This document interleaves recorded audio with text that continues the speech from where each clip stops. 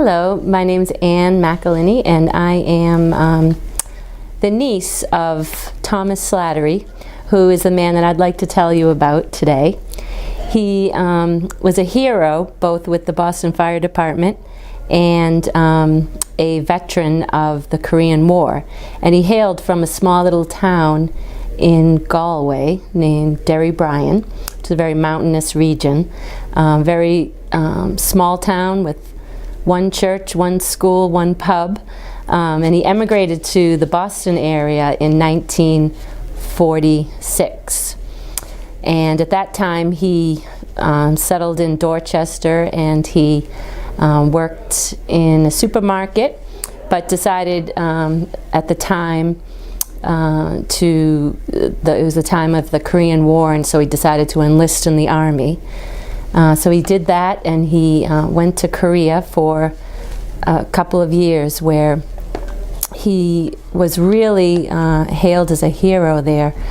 There's a story that I've heard that his commander, when they were in the process of almost being attacked by the enemy, the commander asked for someone to volunteer to stand up and try to get the enemy to move back, and he did.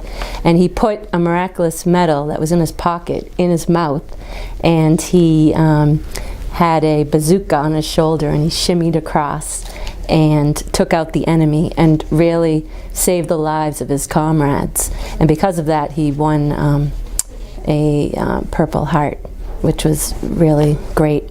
He then, after his tour of the Army, came back to the Boston area, and trying to decide what to do, ended up joining the Boston Fire Department.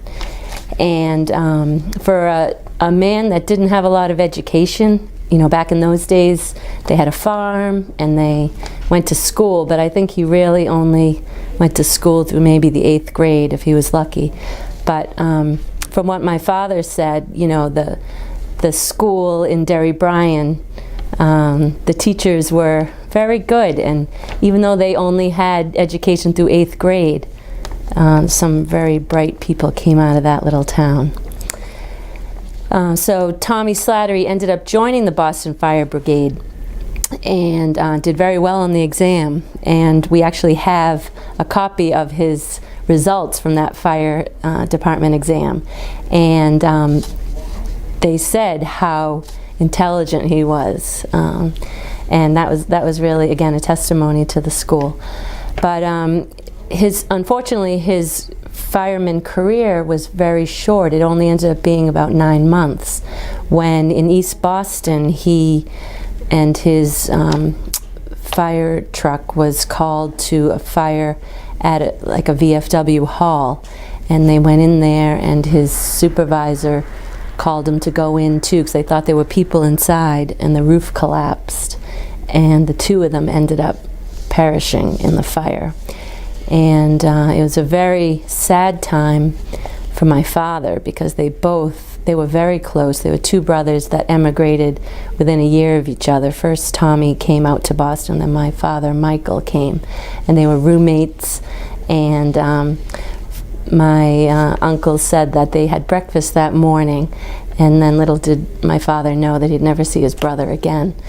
It was a very sad time for the city of Boston. Apparently it was a big funeral with a lot of people, and he really was hailed as a hero.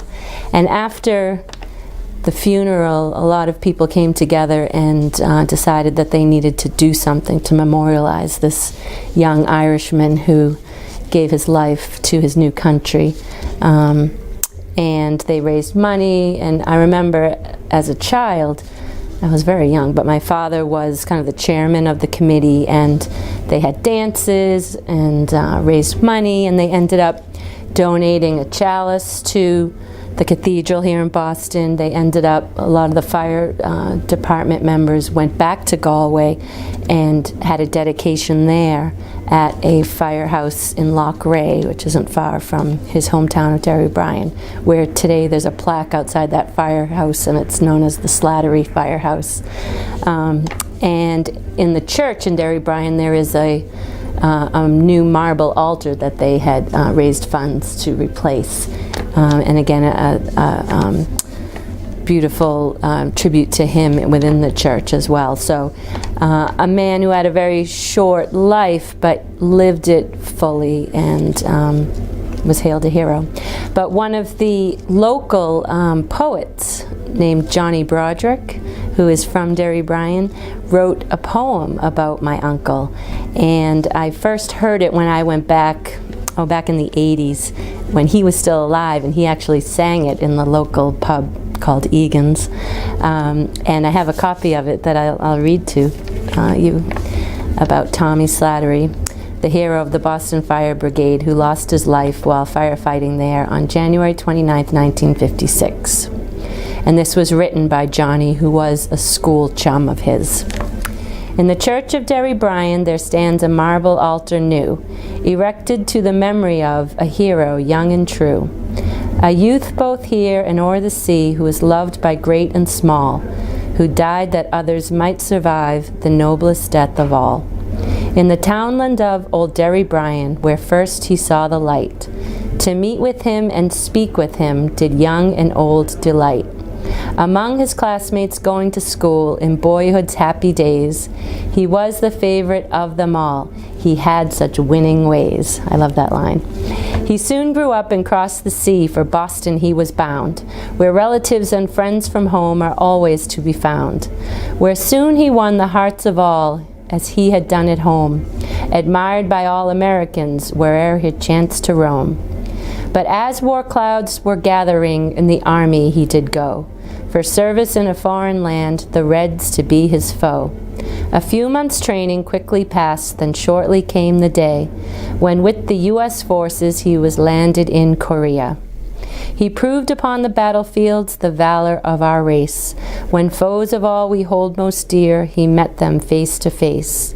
The communists with all their wiles, he forced them for to yield, and twice was decorated for his bravery on the field.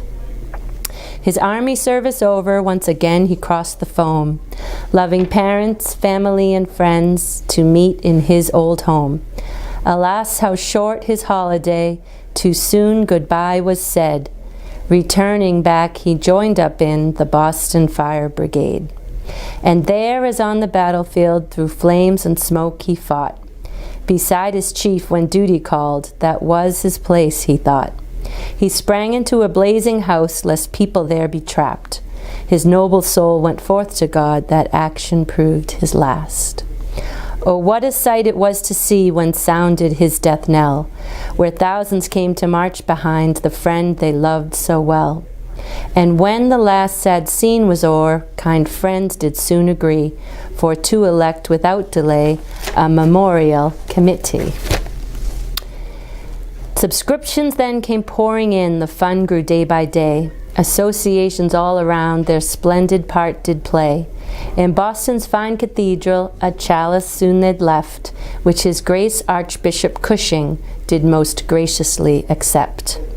A chalice also has been sent to the church in Derry Brian, and now a marble altar, so beautiful and fine, for which clergy and people all will ever grateful be for every kind subscriber to that noble committee.